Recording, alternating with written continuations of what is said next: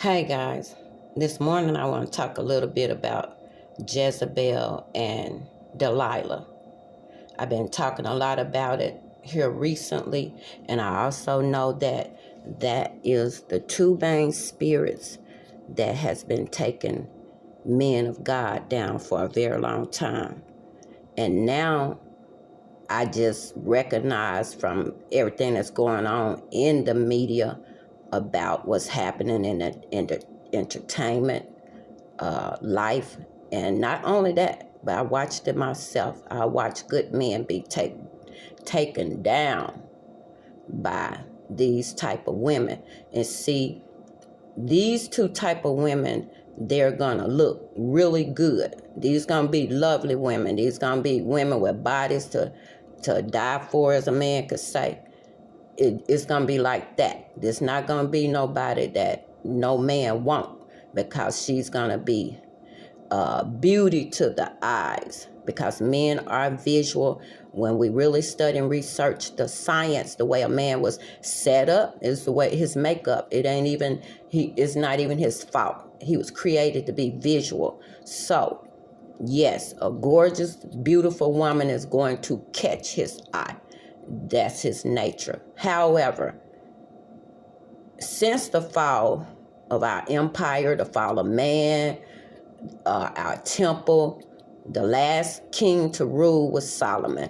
His daddy David was before that. So since that's been over, we've been in trouble ever since.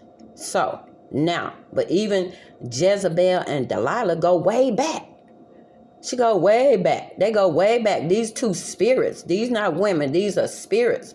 And once our men today, our good men today, once they are aware of this type of spirit, then they won't allow this type of spirit to come into their lives and wreak havoc. And when she's gone, there's nothing left. And then you better hope he got us life.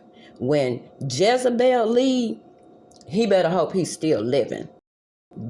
Detriment that these two women have and the spirits that they carry even today. And then I just imagine this was a long time ago, this is now. And so what, just like an infection, it don't get better, it get worse and get worse and worse and worse. And in times, everything is nothing off the table now. It's nothing off the table. Everything is war. It's war now. We've been in war a long time, not just a few years. We've been in war a long time, okay?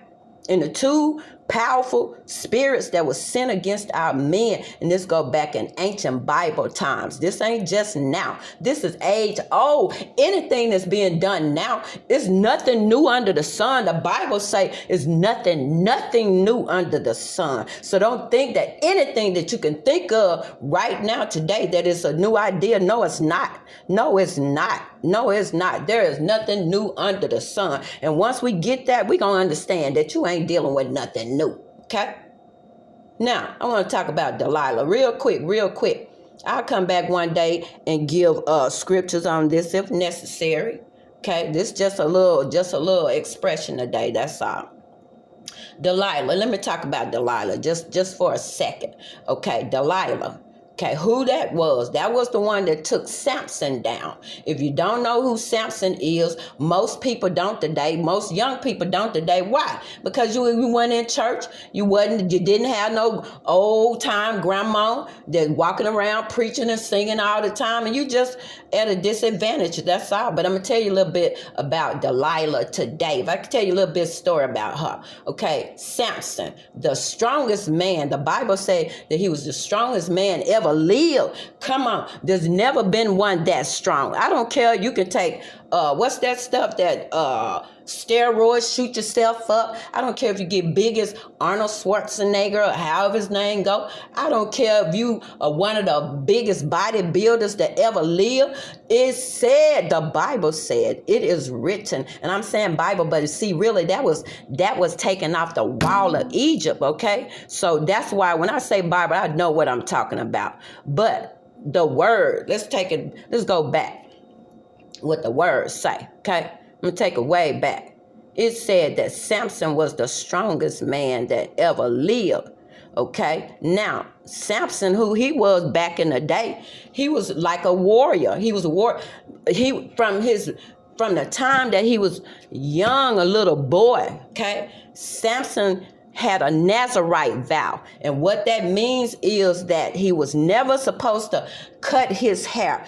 That's what that means, okay? Now, if you want to go way back again, I could take you way back. The first crowns for the kings were dreadlocks. That's what it was. The first crown before they came up with the metal crowns and the snakes and all that stuff and the jewels and all that, it was dreads at first, okay? That's why you get a tack on your dreads now. In case you don't know, I stopped by to tell you today, that's why they want to attack your dreads. Why? Because that's your crown. Come on, somebody. Okay, now, Samson. As a little young boy, his parents even knew, okay? Samson's parents, his mama and his daddy, knew how special that boy was and that he was to grow up and be used by God, okay? Now, so he had to take a vow, though, not just Samson, his parents too, not to never cut his hair, okay? Never, long as he lived, he wasn't never, that was a vow. Okay, the Bible also say that it's better not to make a vow than to make a vow and break it. Okay, so they knew the importance of that vow, but these people of God though. These were people of God. A mama and a daddy, they wanted the best for their son. They knew God gave them what was this boy was gonna grow up to be. They knew that he was gonna be somebody great. They knew that, so they nurtured him and tried to talk to him. Samson, he loved women. The Bible say he loved women. He always go by prostitutes. He spends so much money on prostitutes. The Bible said. Now, I'm not saying, you go back and you look it up, okay? It said that Samson